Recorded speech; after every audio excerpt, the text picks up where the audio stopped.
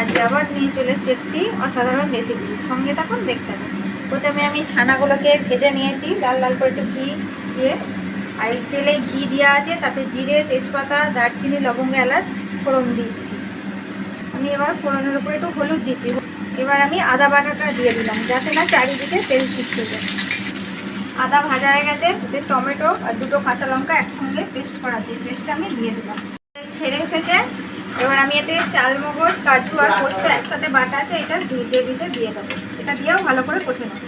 1 চামচ লঙ্কা গুঁড়ো দিয়ে দিলাম, হলুদ গুঁড়ো সামান্য, কাশ্মীরি লঙ্কা গুঁড়োটা একটু বেশি দেবো, লবণ দিয়ে দিলাম। এবার একটু বাটিটা ধুয়ে জলটা দিয়ে দিই। এবার আমি এখন মশলাটাকে আরও ভালোভাবে কষে নেবো। মশলাটা কষানো হয়ে গেছে, গ্যাসের আঁচটা কমিয়ে দিয়েছি। এবার টক দই ফেটিয়ে রেখেছিলাম, সেই ফেটানো টক দইটা দিয়ে দিলাম। এবার মটরশুঁটিটা আমি নুন আর মিষ্টি দিয়ে সেদ্ধ করে রেখেছিলাম, সেটা এবার দিয়ে দিলাম মশলা কষানোর সঙ্গে। মশলাটা কষানো হয়ে গেছে, গরম জল করে রেখেছিলাম, গরম জলটা দিয়ে দেবো। জলটা যে যার পরিমাণ মতো দিয়ে দেবে। ভিজিয়ে রাখা কয়েকটা কিশমিশ দিয়ে দিলাম।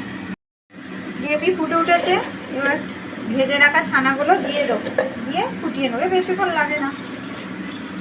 আর গ্রেভিটা যে যার মতো রাখবেন, কারণ টেনে দেয়, এতটা ঝোল দেখছেন, তারপরে টেনে দিতে হবে অনুযায়ী মিষ্টিটা। এটা একটু মিষ্টি মিষ্টি ভালো লাগে, ছানার কারি বলে কথা। আমার মটর ছানার কারি রেডি। আর আমি গ্রেভিটা এরকম রাখবো, কারণ ঠান্ডা হয়ে গেলে টেনে যাবে, তাই গ্রেভিটা এরকমই রাখছি। এবার এতে ঘি, গরম মশলা দেবো, ব্যাস রেডি। ঘি দিয়ে দিলাম, অল্পই সামান্য পরিমাণে গরম মশলা দেবো দিয়ে, এবার আমি একটু ঢাকা দিয়ে গ্যাস অফ করে দিলাম।